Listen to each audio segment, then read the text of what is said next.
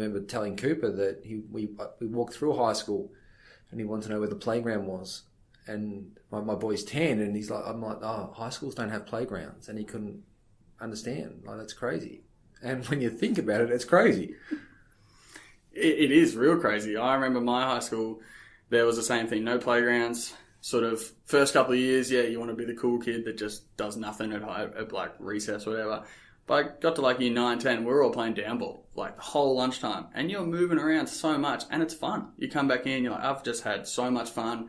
And there's a lot of pretty good research with training in the morning or moving in the morning, then being more attentive throughout your whole day of school. Because the body goes, cool, I've had my little fix for a couple of hours, I'm feeling good, I'm ready to learn.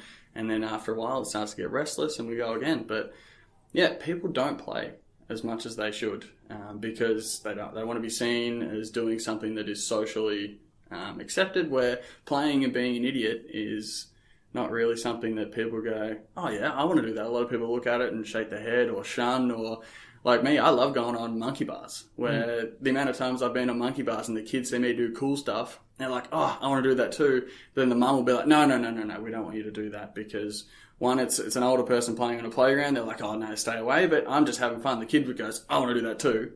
And then you're like, the mums get, I suppose, a little bit sort of shut off. They don't want their kids to hurt themselves because they don't want them to play and then have to deal with them being injured or so on and so forth. And that's a mindset within itself. 100% it is. And I know having kids that we don't want the kids to hurt themselves. It's almost like you've got to flip that and go, actually, we want the kids to hurt themselves. We don't want them to get badly hurt.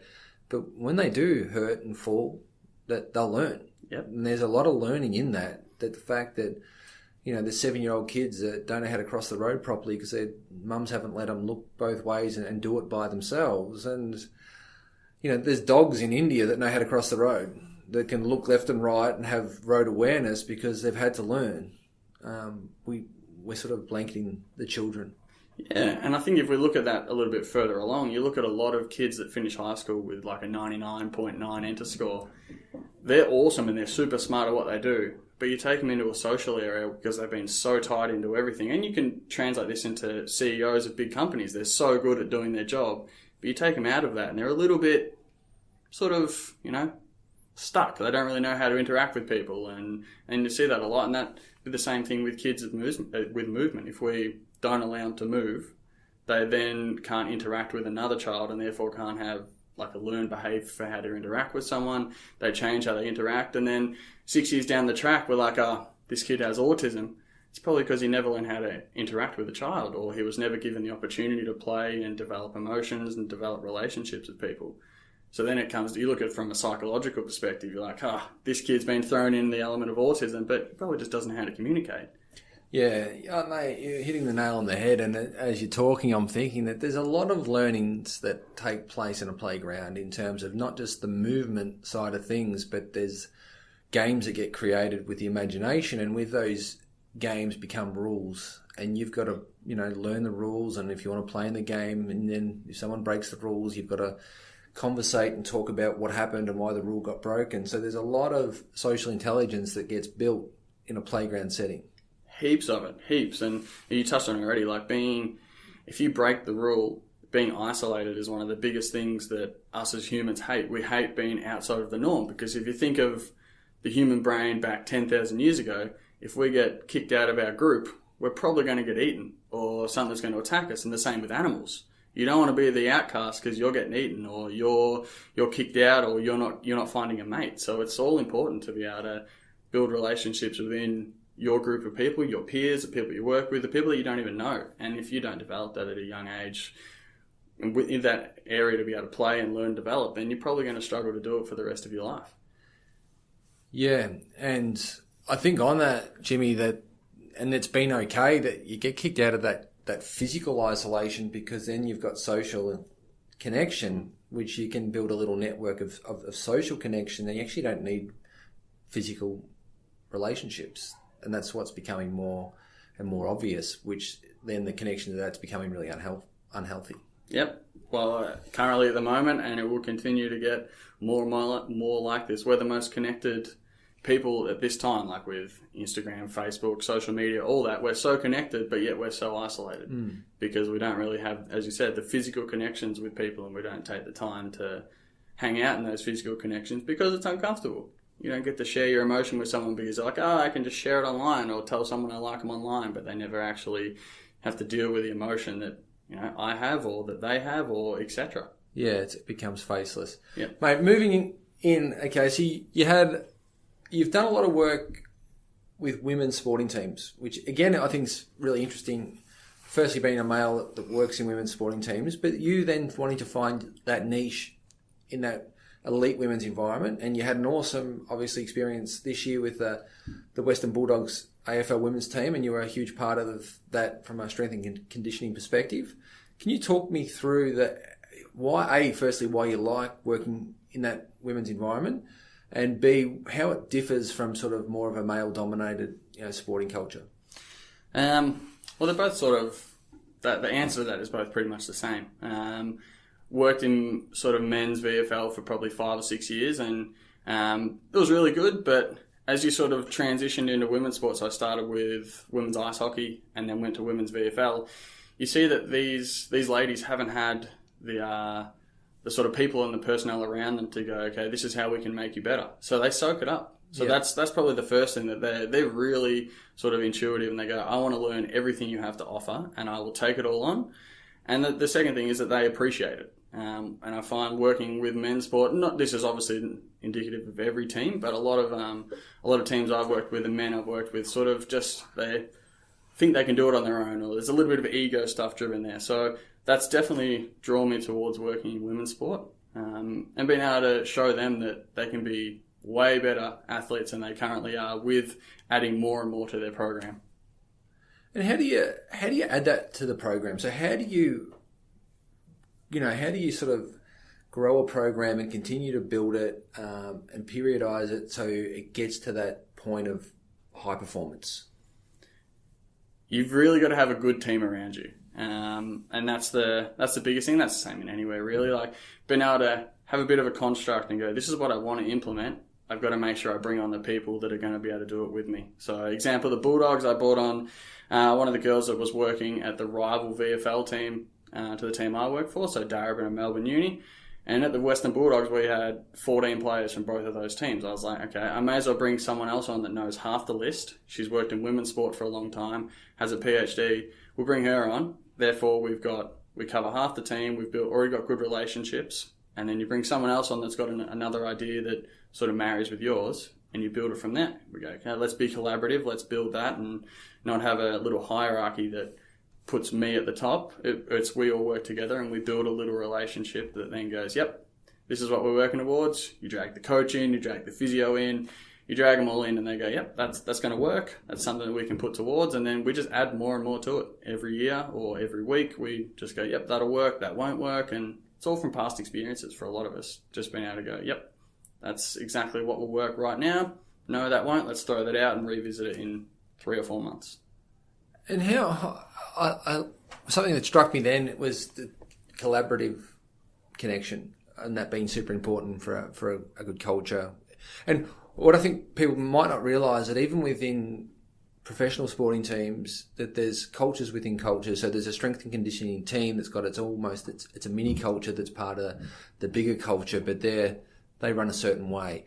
And within that, how important is the collaboration, and do you see that happening a lot within good teams, and the hierarchy, or more this, I'm the boss, I'll tell you what to do, and sort of not bringing in the people to assist and grow it collectively? What percentage of sporting teams are one or the other? Like, is there hierarchy or collaborative? Well, I feel like every team probably tries and goes for that collaborative. It comes down to personality as to whether it can happen. Personality and egos, probably. So I couldn't really give you an exact sort of percentage on that, because I honestly don't know. I don't know enough about all the men's teams and all the women's teams. Yeah. But from our perspective, it's super important to be able to build that relationship with everyone. And it doesn't always work. There's always little things that, say, the medical team won't agree on, and us, the performance team, will be like, yeah, we want to do this. We come to the middle and collaborate, and as with everything, you give and take and come out with the best protocol that works. Yeah. And in the 2 years you're at the Bulldogs, what was, from year 1 to year 2, how significant was the shift in professionalism by the girls? Yeah, a lot. First year the girls came in and they sort of didn't really know what to expect. A lot of played VFL and it's, they sort of roll in on 2 nights a week, play on the weekend, recovery wasn't that big. So they've almost brought that to AFL. Yep. They haven't really understood as much as what needed to happen. And it come down with a lot of experience, a lot of coaches. Our general manager that come on this year, she was awesome, being able to really drive a lot of things home. So it's definitely shifted from year 1 to 2. They actually understand, okay, I've got to do my strength program, I've got to do my recovery, I've got to make sure I'm catching up with the coach to look at vision to improve my performance, I've got to do my wellness, I've got to see the physio, where year 1 was we had to chase a lot of the girls. However, I will say that they were still better than the blokes were first year in comparison to what I'd seen previously. Okay, as you said, because they were sort of soaking it in. Yes, soaking it all up and go, cool, we want to learn whatever we can, but some of them still had to sort of figure out, okay, I need to actually put a lot more into this than just rolling into training and expecting to be able to train well. To make up a high-performance strength and conditioning team for an elite sporting team, like, what are the key pieces of a puzzle that make it up? So obviously you've got a physio and you spoke about wellness and there's a strength and conditioning component. Like, what do you see as the key pieces of a puzzle when you build that sort of that culture? That's a very good question. I feel like depends on the team you work for will depend on the structure. I feel like a lot of clubs need to be a little bit more collaborative in how they are. So it's not just like this is my role and my role only. There needs to be a lot more communication because obviously as much as my role is load management and looking after programs, a lot of liaising with coaches and physios, my expertise, as we spoke about earlier, is probably more about movement and pain. But I don't necessarily get to touch that at all because it's not my role. So I feel there needs to be a little bit more collaboration in that respect. However, you've got to have your physio, you've got to have your S&C coach that's writing strength programs. Obviously, the coach is a huge part that doesn't really get put into the strength and conditioning realm. You think, yep, cool, I'm writing strength programs. But if the coach wants something completely different, then you've got to change it. Wellness, huge part. Health and well-being. Doctors play a massive part. They deal with a lot of things that I don't necessarily come across. I only get the little bit of information that I need. It comes down to there's massage trainers, there's everything you can think of to help these players get ready for the next week to be able to perform. Yeah, and I think that's what I was trying to get at, that when people sort of see in any sport, someone, that they'll watch on TV, someone get out in the court or get out on the oval, that there's a lot that goes into getting those people to that state of performance and then to maintain them in that state so they can perform week in, week out. Which leads to my next question, and then in your role, in your eyes, what's the most important part or the most important phase? Is it getting them to a really strong base, or is it the maintaining to be able to get them through the season, with minimal injury? Oh, that's another tough question. We've got to really try and build them to be strong. But once you've had them for a couple of years, like if you've had them in your system for 2 or 3 years, then they're already strong, and you can build that sort of all the way through. And it's about getting them back up for the next week, I think, is more important. For example, if we play on a Sunday, our Monday would pretty much be come in and see the physio doctor, make sure you're good to go, what we potentially call injury clinic. We jump in the gym for a little bit of regeneration, more some sort of speed and power work. And then we ended up implementing this year, which was something that I wanted to do, was walking 2 laps barefoot, no talking. So the girls actually had to think about how they were feeling on the ground. And then we came in and did mindfulness. And it was something that was... a lot of people were like, oh, I don't know how that's going to work. I'm like, doesn't matter. The girls will enjoy it. And they loved it. So being able to implement that helped us definitely get back up for the Wednesday. It is an open-ended question that you've asked me, and I don't have the answer. It really depends on the athlete. But I really think that once you've got them strong, it's getting them up week for week to be able to perform again. And how important is it to give them stuff that they enjoy as opposed to just giving them stuff that you think or know that's going to benefit them at the end result? Like, what's that look like in terms of, it's the barefoot walk or it's the fun challenge that they actually want to get involved in, as opposed to then there's the stuff that you just got to get done to get the result? I feel a lot of the time with that, it's giving them an option. And yeah, a lot of athletes don't want to do some things because they don't see the point in it. And if we force them to do it, does it take away from their recovery, etc.? Where if we give them something a couple of options, regardless if it's a placebo effect, they may improve anyway. So it is really important to be able to give options and make the athlete feel like they're making the decision. And this is the same with everyone.